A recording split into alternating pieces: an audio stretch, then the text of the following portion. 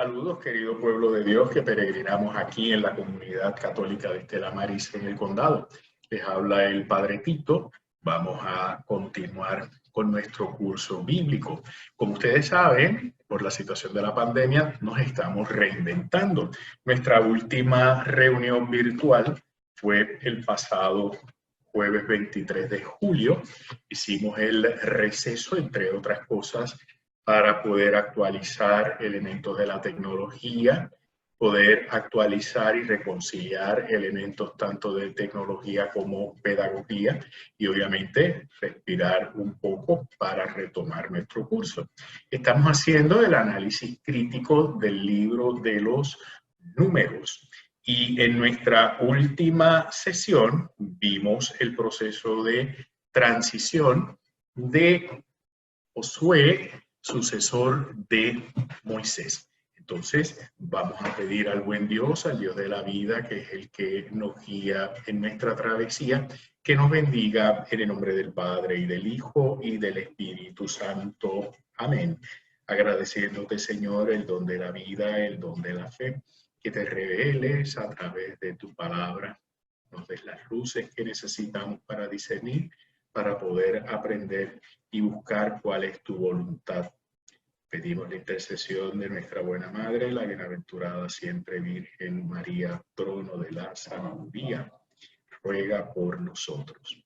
Pues bien, ¿qué les sugiero para este comienzo o retomar, como usted le quiera llamar? Cuando tengan la oportunidad, les recomiendo que hagan un ejercicio que les ayude para ambientarse.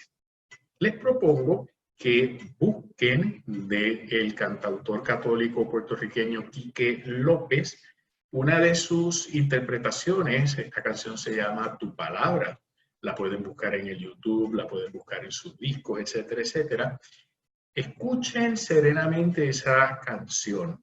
Esa canción nos habla de la palabra y lo que la palabra hace en nosotros. Y pidamos que también la palabra haga en nosotros un gran efecto, transforme nuestras vidas y le dediquemos ese tiempo, ese espacio, esa intimidad a la relación con Dios por medio de su palabra. Entonces, vamos a buscar nuestras Biblias y vamos a buscar el libro de los números.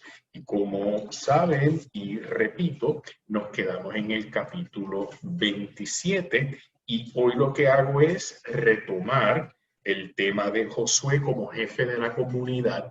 Y para esto, ¿qué experiencia humana quiero evocar? Quiero evocar la experiencia de la transición. ¿Qué significa transición? Cambio.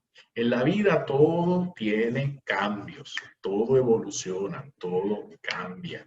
Nos ponemos viejos, hay veces que uno es el jefe, después otro es el jefe, etcétera, etcétera, etcétera. Pues en la historia de la salvación, eso también ocurrió en el pueblo de Israel. Y vamos a ver la transición de Moisés, salvado de las aguas, a Josué. ¿Y por qué va a ser tan importante esto, sobre todo en la prefiguración de la teología de el bautismo? Porque si bien es cierto que Moisés, salvado de las aguas, atravesó el Mar Rojo, es Josué el que va a atravesar el río Jordán con el pueblo de Israel para entrar en la tierra prometida. Así es que fíjense qué bonita esta transición. Pueden verla como si fuera en una competencia de deporte en equipo, una carrera de relevo. Moisés corrió un tramo, pasa el batón, Josué recibe el batón, corre el otro tramo. Y entonces pregúntate, ¿en qué transiciones de tu vida te encuentras? ¿En qué pases de batón intergeneracional te encuentras? ¿Y cómo es que vives esos procesos? Vamos a pedir al buen Dios que les dé el discernimiento que necesitan y que esas transiciones las puedan tener bien vividas. Y el refrán que nos va a ayudar para entender esta unidad temática nueva es como dice el jíbaro: cuentas claras mantienen amistades. Vamos a retomar cómo fue la transición de Moisés a Josué para poder entender entonces por qué desde el capítulo 28 en adelante se van a dar detalles Detalle porque ante la ausencia de Moisés tiene que haber fidelidad del pueblo. Entonces, estoy leyendo del libro de los Números en el capítulo 27, desde los versos 12 hasta el final del capítulo 27, que termina con el verso 23 inclusive. Dijo Yahvé a Moisés: sube ahí a la sierra de Abarim y contempla la tierra que he dado a los israelitas. Cuando la veas, irás a reunirte tú también con los tuyos, como se reunió tu hermano Aarón. Porque se rebelaron en el desierto de Sin, cuando protestó la comunidad y cuando les mandé manifestar delante de ella mi santidad por medio del agua. Son las aguas de Meribá de Cades en el desierto de Sin. Dijo Moisés a Yahvé: que Yahvé, Dios de los espíritus de todo viviente, ponga un hombre al frente de esta comunidad, uno que salga y entre delante de ellos y que lo haga salir y entrar, para que no quede la comunidad de Yahvé como rebaño sin pastor. Respondió Yahvé a Moisés: toma a Josué, hijo de Nun, hombre en quien está el espíritu, imponle tu mano y colócalo delante del sacerdote Eleazar y delante de toda la comunidad, para darle órdenes en presencia de ellos y comunicarle parte de tu dignidad, con el fin de que le obedezca toda la comunidad de los israelitas. Que se presente al sacerdote Eleazar y que éste consulte acerca de él según el rito de Urim. Delante de Yahvé, a sus órdenes saldrán y a sus órdenes entrarán él y todos los israelitas, toda la comunidad. Moisés hizo como le había mandado Yahvé, tomó a Josué y lo puso delante del sacerdote Eleazar y delante de toda la comunidad.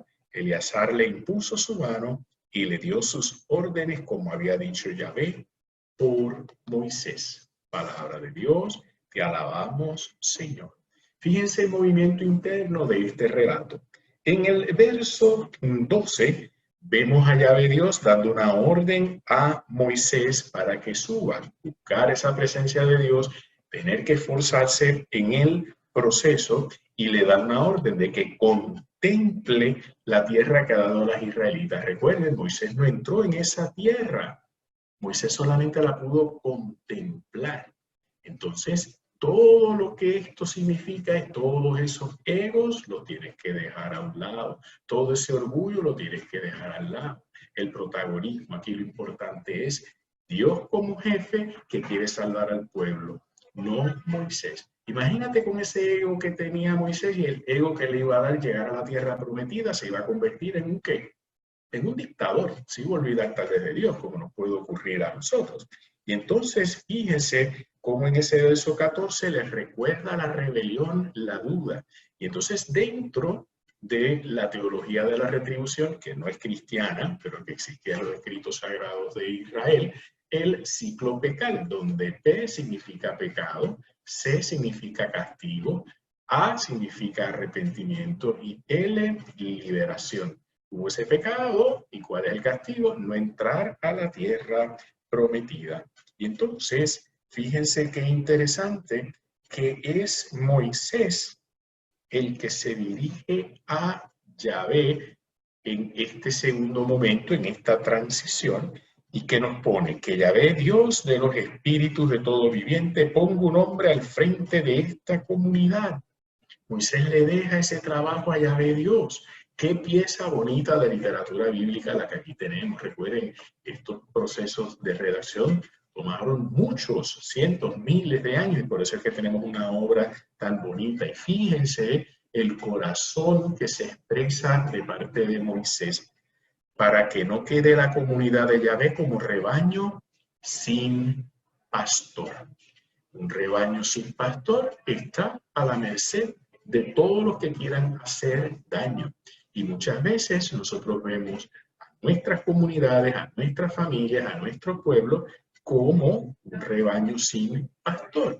De hecho, cuando nosotros vemos los relatos evangélicos, sobre todo la tradición de Mateo, Vemos que Jesús de Nazaret vio al pueblo y que dijo, estaban como ovejas sin pastor, y se puso a enseñarles. Así que todas esas imágenes de aquí es que vienen.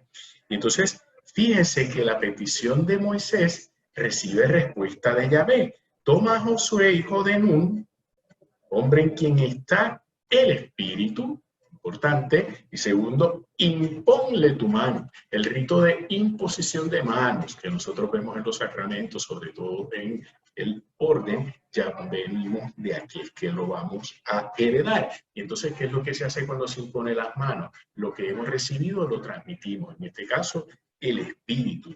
Y entonces, qué interesante que hay que ponerlo delante del sacerdote y delante de toda la comunidad. El sacerdote separado para Dios, dotado de lo sagrado, y la comunidad a la que va a servir. Y entonces aquí vamos viendo este rito de elección.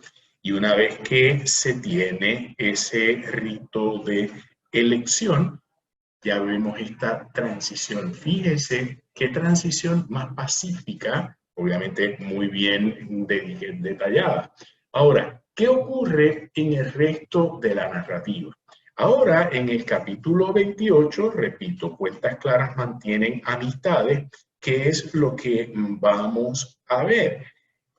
La orden de parte de Yahvé, por medio de Moisés, para el pueblo, de cómo es que tienen que tener el hilo conductor en los ritos que ya el pueblo de Israel tiene. Por lo tanto, cuando todos estos textos se redactan, pues ya Israel tiene templo, ya Israel tiene sacerdocio, ya Israel está en Jerusalén con su templo. Así es que una riqueza milenaria la que vamos recibiendo. Entonces, fíjense qué interesante que vamos a ver sacrificios diarios y vamos a ver sacrificios del sábado. Piense usted cuando usted va a misa diaria y cuando usted va a misa dominical. Pues para que tengan una idea de cómo la mentalidad religiosa se transmite. Y entonces vamos a ver también cómo se relaciona el ser humano con los ciclos de la naturaleza, en lo que aparece en el capítulo 28, desde el verso 11 al 15, la neomenia, que no es otra cosa que la luna nueva, los ciclos lunares y cómo esto influye en la experiencia y la mentalidad religiosa.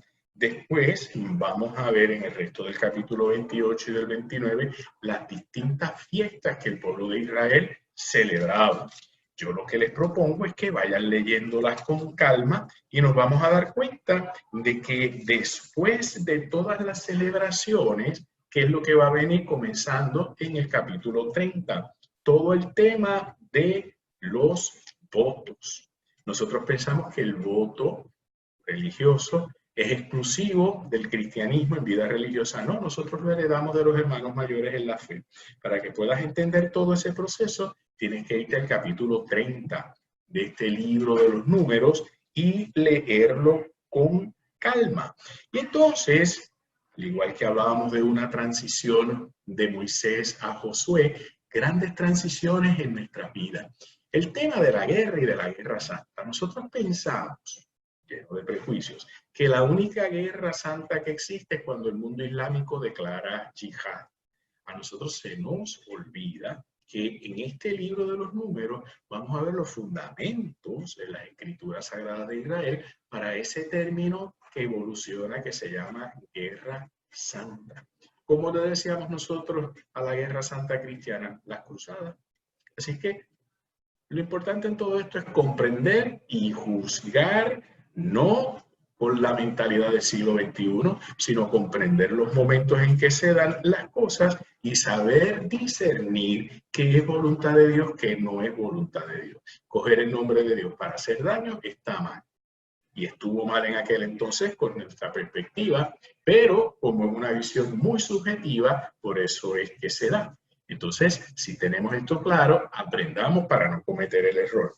Lea, por favor, con calma el capítulo 31 y va a tener todo lo que es una guerra santa cómo se justifica en esa mentalidad, pero hago la salvedad que en el siglo XXI nosotros no podemos decir que eso era voluntad de Dios. Entonces tenemos que discernir para que en el siglo XXI nosotros no hagamos eso.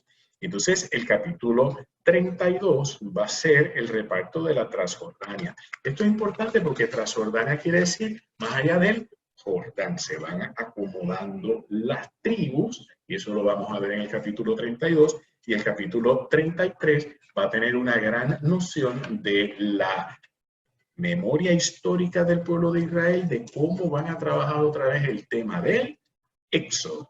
Y entonces, ¿por qué esto es importante? Porque nos vamos a dar cuenta de que los grandes conflictos que vivimos hoy, en el siglo XXI, en las relaciones entre palestinos e israelíes, el fundamento y el problema lo vamos a encontrar aquí. Así es que en este escenario de una fe adulta, de un estudio bíblico crítico, importante para nosotros que leamos en ese capítulo 33 del libro de los Números, lo que se llama el reparto de Canaán, Palestina, porque Canaán vivían los cananeos, que es lo que también podemos decir Palestina, y desde ese verso 50 hasta el 56, la supuesta orden de Dios.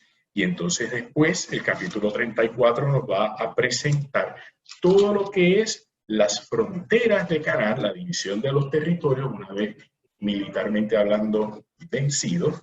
Lean eso con calma. La semana que viene vamos a ir preguntándonos si esto es o no voluntad de Dios y vamos a ver cómo llegamos a la conclusión o final de este libro de los Números. Espero que puedas hacer la lectura, que puedas hacer tus comentarios.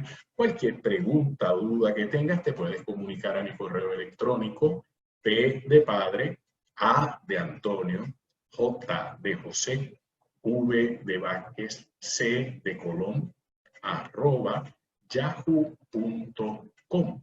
Recuerda, estamos grabando estas clases y las estamos colocando en nuestra página de internet, Parroquia Estela Maris, el Condado en San Juan. Las puedes ver la misma cuantas veces guste o necesite y te puedes comunicar aquí a la oficina parroquial en el 787-723-2240.